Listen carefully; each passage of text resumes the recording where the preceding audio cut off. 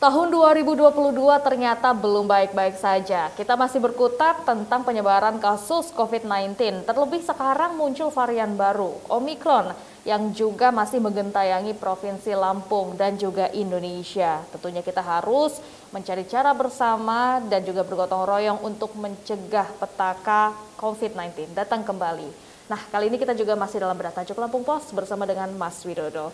Oke, Mas Wid, tadi kita sempat bicara terkait upaya vaksinasi. Ini kan adalah salah satu hal yang penting sekali untuk dilakukan untuk mencegah penyebaran COVID-19.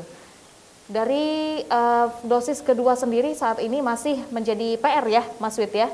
Tentunya apalagi kita akan mencapai ke dosis ketiga. Bagaimana dengan dosis untuk anak-anak yang tentunya kita juga untuk menyambut pembelajaran tatap muka, Mas? Ya, makanya pentingnya ini vaksinasi anak-anak untuk anak usia 6 sampai 11 tahun ya.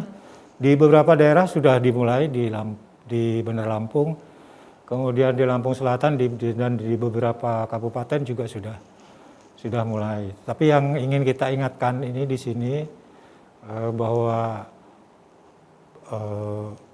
pembelajaran tatap muka itu tidak lepas dari keberhasilan kita menekan PPKM ke level 1. Kalau ini implikasinya banyak. Setelah kita masuk level 1, PPKM level 1, akan ada pelonggaran kegiatan masyarakat. Ekonomi akan kembali bergeliat. Jadi roda-roda ekonomi yang sempat tersendat, besok setelah PPKM level 1 ini diharapkan akan kembali bergerak. Kemudian dari aktivitas sosial juga, misalnya orang hajat atau apa, ada hajatan dulu sempat dilarang ya, kalaupun ada dia hanya 25% kapasitas tamu. Besok mungkin setelah level 1 ini kan persyaratannya semua diubah. Demikian juga untuk pendidikan yang tadi disampaikan, untuk vaksinasi anak-anak juga harus dikebut karena Februari ini diperkirakan semua daerah sudah memulai pembelajaran tatap muka atau PTM tatap muka, walaupun belum betul-betul 100%, jadi PTM terbatas lah ya istilahnya. Lagi-lagi protokol kesehatan itu harus dipatuhi, walaupun kita sudah level 1, jangan lengah, jangan jumawa, kita walaupun sudah level 1, sebagian besar Lampung, ini kita tetap harus mematuhi protokol kesehatan. Wah, ini tentunya dari berubahnya atau menurunnya level dari PPKM, sebenarnya ini bukan menjadi cara kita kemudian lengah ya, Mas Wid ya. Ya, karena rasa seperti sudah cukup begitu. Ini seperti ibaratnya pedang bermata dua ya. Kalau kita bisa tetap mematuhi protokol kesehatan, ekonomi akan terus bergerak, kegiatan sosial juga dapat berjalan dengan lancar, kemudian untuk pendidikan dari bahkan bukan hanya pendidikan dasar dan menengah, untuk perguruan tinggi juga mulai Februari itu sudah mulai buka, artinya kegiatan masyarakat itu mulai berangsur normal. Tetapi ini dapat juga menjadi bencana. Itulah makanya ibarat pedang bermata dua, di satu sisi bisa menggerakkan ekonomi dan sebagainya yang, tetapi kalau sampai lengah ini justru akan menjadi petaka, kira-kira gitu. Wah, tentunya sebenarnya ini adalah kondisi yang amat ditunggu-tunggu saat mungkin pembatasan kegiatan sudah mulai dilonggarkan, kita bebas tentunya untuk bekerja, belajar, kemudian juga tentunya kondisi kafe, restoran dan juga tentunya tempat-tempat pasar sudah boleh dibuka ya Mas Wid ya. Mal sudah 100%. Sudah 100%, walaupun tentunya protokol kesehatan masih menjadi kunci. Menurut Mas Wid sendiri, bagaimana penerapannya? Terlebih saat ini sudah mulai lebih dari 2 tahun kita menghadapi pandemi. Apakah masyarakat sendiri masih cukup disiplin dengan protokol kesehatan yang ada? Ya, sebagian besar sih sudah disiplin, tetapi ada juga yang tidak patuh kepada protokol kesehatan, dan ini sudah berulang-ulang disampaikan, sudah berulang-ulang diingatkan oleh Satgas, oleh pemerintah, oleh semua termasuk kita media massa untuk mematuhi protokol kesehatan. Tetapi faktanya apa? Ketika libur Nataru kemarin, tempat pengunjung wisata itu, lokasi wisata membludak, wisatawan membludak.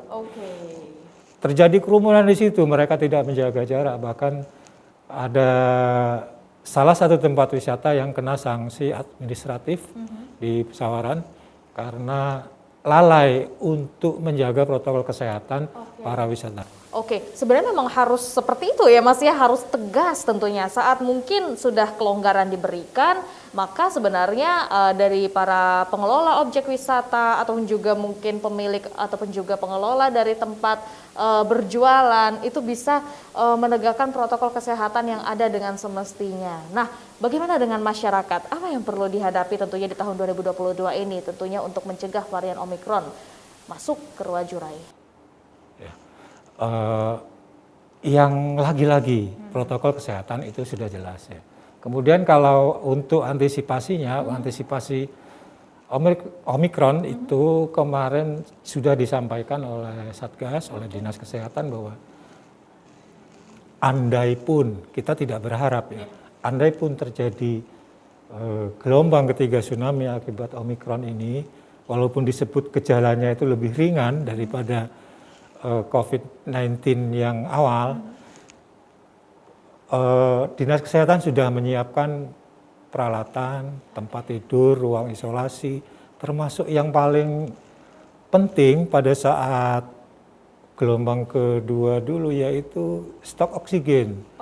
Itu sudah mulai disiapkan oleh pemerintah provinsi dan seluruh kabupaten kota. Oke, tentunya persiapan-persiapan tersebut sebagai sebuah antisipasi adanya pembludakan. Apabila memang Omikron tersebut masuk ke Lampung, maka penanganannya bisa lebih cepat begitu ya Mas Wid ya. Dan tentunya kita juga dari masyarakat harus lebih hati-hati apabila kita ingin pergi keluar dari Provinsi Lampung. Terlebih untuk Anda yang harus pergi ke luar negeri, kalau tidak sedang dalam kepentingan yang mendesak, lebih baik untuk ditunda begitu ya Mas ya. Terakhir sehari ini kena ya. Omikron. Ya. Asanti atau Sari? Asanti, ya betul sekali. Itu juga tentunya sebagai salah satu dampak adanya aktivitas mobilitas untuk keluar negeri. Tentunya ini menjadi sebuah peringatan kita bersama untuk kita sendiri mengendalikan supaya tidak terlalu jauh berpergian apalagi ke luar negeri kalau tidak dalam kondisi mendesak. Nah, bagaimana hal yang dilakukan oleh pemerintah sendiri, Mas Wid? Apakah dengan PPKM level 1 ini masih bisa dikatakan aman-aman saja untuk mencegah datangnya COVID-19 varian Omikron? Level 1 ini kan ukurannya salah satunya vaksinasi ya. Itulah yang makanya pemerintah ini sekarang ini di mana-mana, di seluruh kabupaten, di kota itu mendorong semua pihak untuk ayo menyelenggarakan menggelar vaksinasi itu kalau perlu sampai door to door, jemput bola ke rumah masing-masing. Itu kita bisa pada titik inilah kita bisa mengapresiasi seluruh capaian vaksinasi di seluruh kabupaten kota, terutama untuk mengejar vaksinasi kedua 60%. Yang pertama yang 70% itu sudah aman lah kita ya. Oke, tentunya kita berharap masyarakat Lampung yang belum mendapatkan vaksin supaya bisa segera menjemput vaksinnya, melaporkan kepada aparat terdekat termasuk tentunya RT supaya bisa langsung didata dan juga diberikan vaksin sesuai dengan yang dibutuhkan. Oke, terima kasih Mas Wid. Baik pemirsa Metro TV Lampung, demikian bertajuk kali ini. Setelah ini jangan kemana-mana, kita akan bahas trending topik apa saja yang ada di multiplatform Lampung Post Group. Tetaplah bersama kami.